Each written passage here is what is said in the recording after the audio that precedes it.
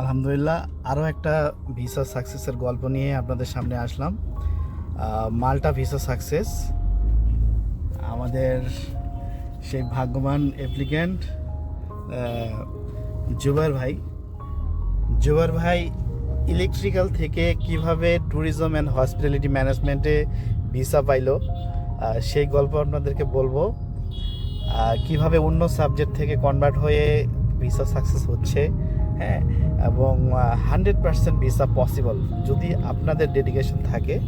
হ্যাঁ, জুবাইর ভাই, আপনি আপনার অনুভূতিটা একটু বলেন। আসসালামু আলাইকুম গাইস। আমি ইউরোপিয়ান ভিসা পেয়েছি মাল্টার। আসলে আমি প্রথমত ইলেকট্রিক্যাল নিয়ে 4টা বছর ডিপ্লোমা শেষ করছি, তারপরে আমি হতাশায় ভুগতেছিলাম। এখন আমি হঠাৎ করে ভিসাটেক খোঁজ পাই এজেন্সির। আফটার দ্যাট আমি সেখানে গিয়ে তাদের সাথে কথা বলি, তারা বললো যে চেষ্টা করে দেখি।